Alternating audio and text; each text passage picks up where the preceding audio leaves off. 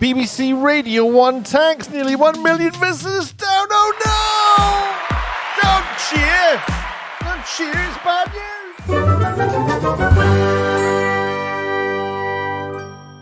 Oh man. What are we going to do, guys? The BBC's in big, big trouble, and it's all your fault. Because you're not listening to Radio 1 anymore for a start. What are you doing? Nearly 1 million of you have got fed up. You're playing your computers, aren't you? You're all playing on your computers. I know. Eric and Ernie over here, they're not happy. Look at him. Not happy, are they? Because they're dead. You wouldn't be, would you? So, I think we need to turn everything down and just relax a little bit. And let's have a little chat. So, what am I on about when I say the BBC's tanking? Well, I'm using slightly dramatic language to try and gauge your attention. I admit, I hold my hands up. I'm just trying to gauge your attention. I want your attention. I need your attention. But there was a tweet out this morning that I noticed, and it was this one here from Tom Cheel. Now, you might be wondering, who's Tom Cheel? Well, Tom Cheel is this chap here. He is the managing editor of BBC LBC, which, if you don't know, it says Leading Britain's Conversation, but it's not. It used to stand for London Broadcasting Company or Corporation or something like that. It's a very Londony station, advertisement driven, and it's doing really well, and well done to them. But he tweeted out this morning that the figures were looking pretty good. 3.2 million weekly listeners. It's the highest ever. LBC celebrates its 8th consecutive all-time record. It's another record-breaking set of results for LBC, and that with more people than ever before now listening and stuff.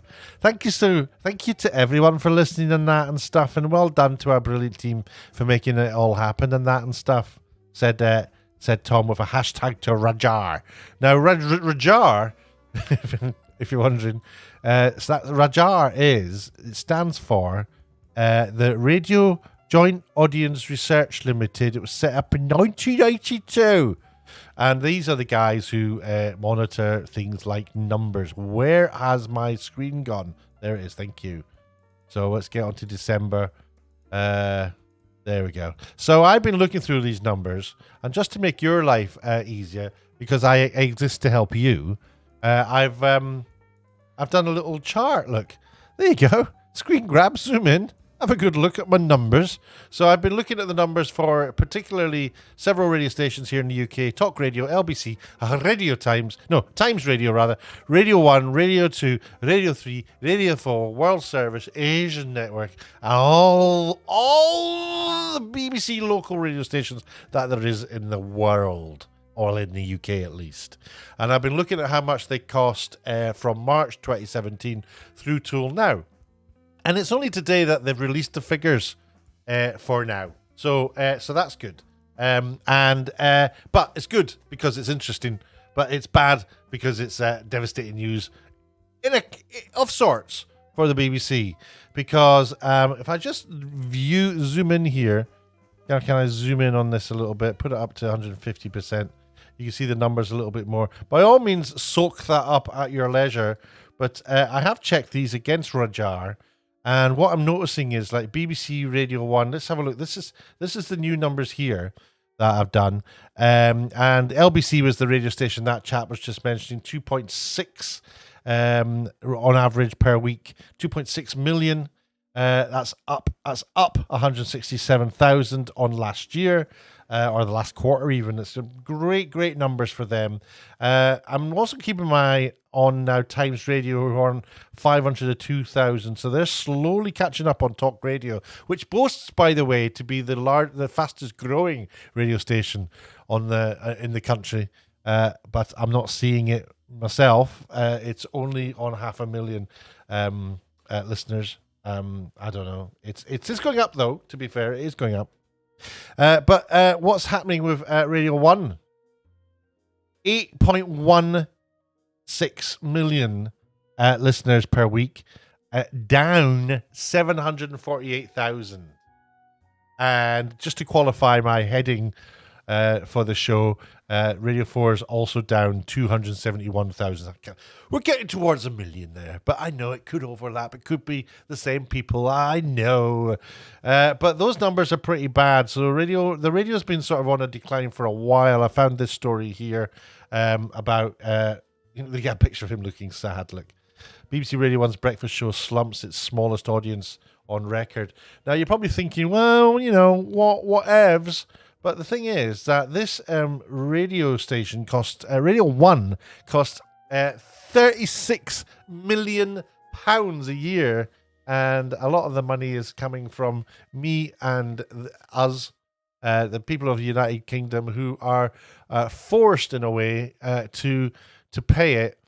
Or else they're not allowed to watch telly. If they watch telly and don't pay it, then they can have a visitation from rather bailiffy type people who will prosecute them. And if they continue to refuse to pay it, they could end up in prison.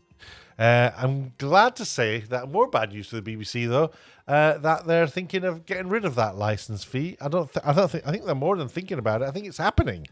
Which means that the BBC will have to become a self-funding organisation, which might mean adverts, which might mean it doesn't have to worry about impartiality. So a whole bunch of stuff going on, but just to really sort of bring home the numbers around this, let's look at what people are getting paid. So we've got here, this is the pay disclosures that they do. I think I can zoom in a little bit. Can I? I don't really need that thing on the other side there, but okay. So here's the PDF of it.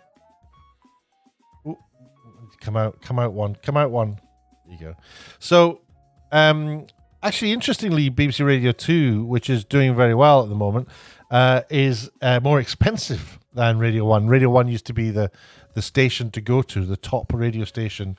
Radio 1 was playing like the modern tunes, the popular tunes, the chart stuff.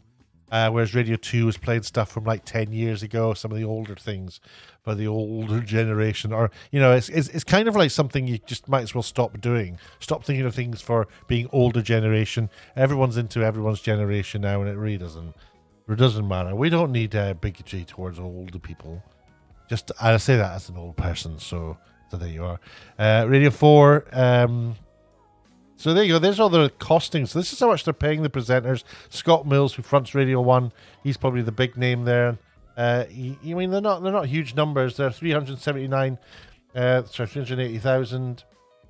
Nick Grimshaw's getting 245,000 max. But over in Radio 2, Zoe Ball's on 1.13 million. And they're getting like some big numbers over there. They're paying a lot of money for this talent, and that's something the BBC is going to have to stop. I don't think it's going to be necessary for the BBC. I've got an email, everybody. Could you hear that? I don't think it's necessary for the BBC to pay for the talent if they don't want to come and work for, I would say, a cut-off of, say, 300 grand would be the max you should pay for a presenter. If you don't want to come and work for that, then see you later. Go and work for another organisation and we'll train up somebody new. They should be discovering talent. They should be creating. There should be a factory for talent, the BBC, instead of copying other channels and just borrowing talent that other channels have discovered. That's my feeling about it. But that's the sort of whole deal. Now, there's a little bit of a Schadenfreude going on in my head as I look at these numbers, because it's kind of like I don't know how much we are kind of expected to take in terms of just the lack of listening, to what people are saying, what people want. We keep hearing about representation, and that the people who live in the United Kingdom should be represented on the BBC. I don't know if I can find it here and show you, but I found a little trailer the other day that was on TikTok for the BBC. It's like they're relaunching BBC Three, and I found this trailer, if I can find it, and I was a little bit taken aback by just how unconnected it was to me or anybody. I mean, who's it for? Who is this stuff for? And I'm filling in time as I try and find it, and I'm not doing a very good job of finding that trailer. It's possible I deleted it. It was taking up too much room in my little thingy here. I think I have deleted it. Sorry about that. That was a waste of your time and my time. But there was just a very lively, sparkly presentation of some very wacky-looking people from the city. So I don't know how representing the very trendiest and prettiest people from the city is really representing people who live in Filey, or people who live in Aberdeen, or people who live in a croft up in Scotland. All those people are always completely ignored. The average Joe is completely ignored. Instead, we get city folk. The massive variety of people that live in the cities does not represent the lesser variety of people that we've got living around the country. And that's just how it is. And I think that there needs to be an amalgamation of everything, and a coming together of everything, and everything can be beautiful and lovely. Peace and love, as Ringo would say. And that's what's missing. So that's what I want to happen. And if they started doing that, why doesn't Radio 1 play music for everybody? Play Asian music there. Play a bit of classical music. Play a little bit of jazz, which I'm listening to right now. And just bring some, we spend 8 million on the Asian network, which is just like catering for the Asian communities in the UK. We have something like 4.2 million Asians in the UK, Asian Brits, and something like less than 1% or 1%, I think something like 1% are listening to the BBC's £8 million output that it's spending a year. It just doesn't add up what the BBC is doing, and as a result, it is kind of hemorrhaging on the old numbers. We've got 748,000 people since last year are no longer listening to BBC Radio 1. However, Radio 2 is up 500,000. Radio 3's up 13,000. Radio 4's lost just over 250,000, so it's 271,000. Radio 4 has lost. The World Service has lost 106,000. The Asian Network's lost another 54,000. So it's like massive. But BBC Local Radio, so that's like Radio Humberside, Radio Leeds, Sheffield, all these different radio stations around the country, they're up 1.2 million, which is great news for local radio. But in my scheme of things, and my scheme of things is kind of vague, I think that we should actually get rid of a lot of the local radio. I think we should just focus on the regions that were outlined, say, for, ITV used to have like London Weekend, and then there was like, Meridian, and all these different areas. There's only about 6 or 7 of them, maybe 9. And there should be like that many local radio stations. I don't think you need a Radio Leeds and a Radio Sheffield and a Radio Humberside. I think we could probably just bring things in a little bit more. And you might say, well, what about catering for, when the schools are closed, school closures and stuff like that? Well, that's fine. That's what websites are for. That's what alerts can be for. Bring out an app that caters for local communities if you want to do that. I think that with the money you could save, you can broaden the scope and the teams who are managing each different region. I just think that's a better idea. And more getting out in the streets and meeting the people of Britain and showing us what's happening. I want to know if there's a fish and chip shop in Skegness that's doing a really cracking job of making great fish and chips. I want to know about that.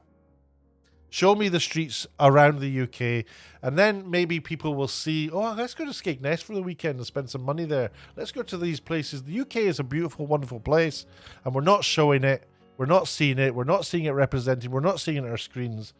And I don't know what I'm talking about screens for when this is about radio. And I don't know. What's the reason? What do you think of Radio 1? Why are people not listening to Radio 1 anymore? I'm intrigued. I never did. But I am intrigued. And why are people turning to Radio 2? I think it's a thing where young people are really into older music now as well. So it's all pretty interesting stuff. Put your comments down below. If you've got any views about what's happening, let me know. If you can get me on Twitter. I'm at Flooded. But until we do all that, it's time for me to go. I'm going to go and let you get back to your day. I'll catch you later. All the best. Take care. Bye-bye. I don't know what to play here, so I'll play this.